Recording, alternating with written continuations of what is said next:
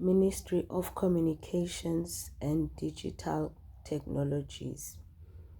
O my people, listen to my instruction. Open your ears to what I am saying. For I will speak to you in a parable. I will teach you hidden lessons from our past, stories we have heard and known, stories our ancestors handed down to us. We will not hide these truths from our children. We will tell the next generation about the glorious deeds of the Lord, about his power and mighty wonders. For he issued laws to Jacob and he gave instructions to Israel. He commanded our ancestors to teach them to their children, so the next generation might know them, even the generation not yet born, and they in turn will teach their own children.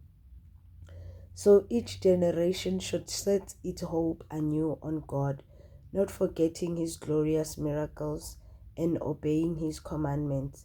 Then they will not be like their ancestors, stubborn, rebellious, and unfaithful, refusing to give their hearts to God. The warriors of Ephraim, though armed with bows, turned their back and fled on the day of battle. They did not keep God's covenant and refused to live by his instructions.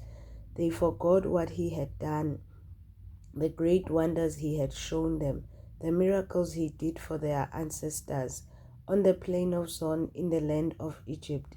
For he divided the sea and led them through, making the water stand up like walls. In the daytime, he led them by the cloud, and all night by a pillar of fire. He split open the rocks in wilderness and gave them water, as from a gushing spring. He made streams pour from the rock, making the waters flow down like a river. Yet they kept on sinning against him, rebelling against the Most High, the Most High in the desert. They stubbornly tested God in their hearts, demanding the food they craved.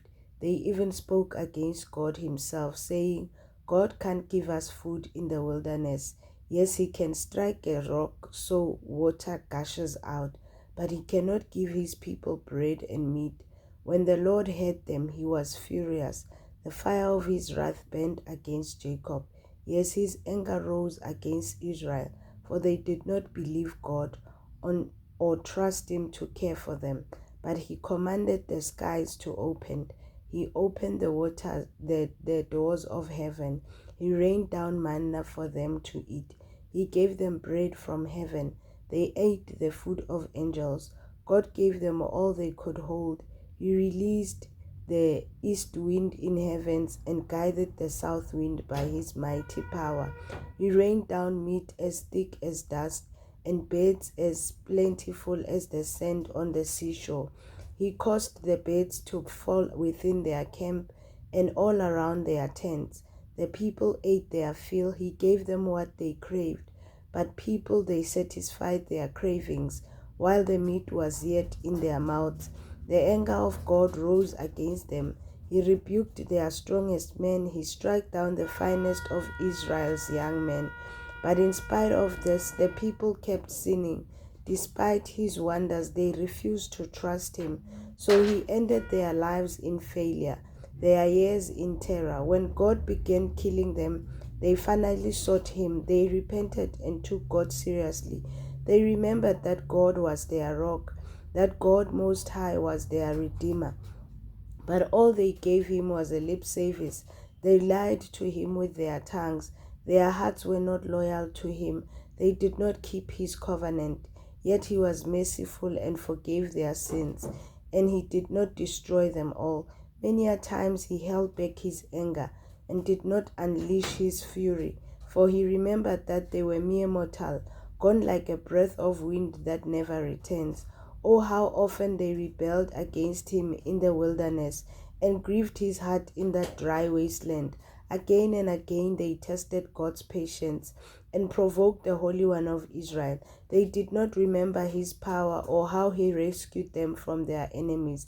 They did not remember his miraculous signs in Egypt, his wonders on the plain of Zoan, for he turned their rivers into blood, so no one could drink from their streams. He sent vast swarms of flies to consume them. the hoarders of frogs to ruin them. He gave their crops to caterpillars. Their harvest was consumed by locusts.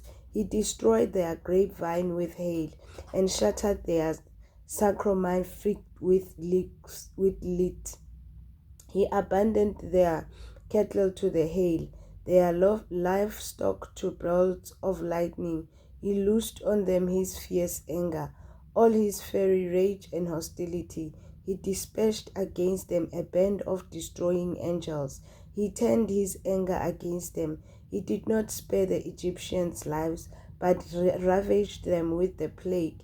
He killed the oldest son in each family of Egypt, the flower of youth throughout the land of Egypt.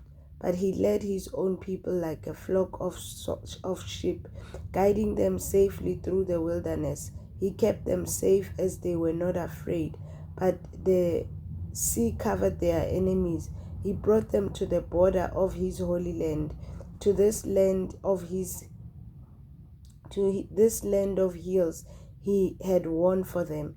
He drove out the nations before them. He gave them their inheritance by lot. He settled the tribes of Israel into their homes, but they kept testing and rebelling against God Most High. They did not obey his laws. They turned back and were as faithless as their parents. They were as undependable as a crooked bow. They angered God by building shrines to other gods. They made him jealous with their idols. When God heard them, he was very, very angry, and he completely rejected Israel. Then he abandoned his dwelling at Shiloh, the tabernacle where he had lived among the people. He allowed the ark of his might to be captured. He surrendered his glory into enemy hands. He gave his people over to be butchered by the sword because he was angry with his own people, his special possession. The young men were killed by fire. Young women died before singing their wedding songs. The priests were slaughtered, and their widows could not mourn their dead.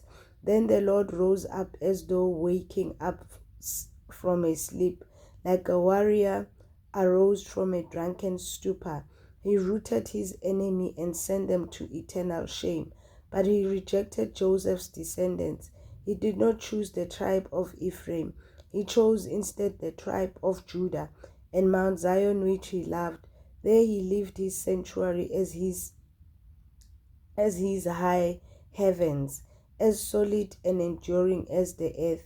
He chose his servant David, calling him from the sheep pens. He took David from tending the ewes and lambs and made him the shepherd of Jacob's descendants, God's own people Israel. He cared for them with a true heart and led them with skillful hands. This is from Elohim to you.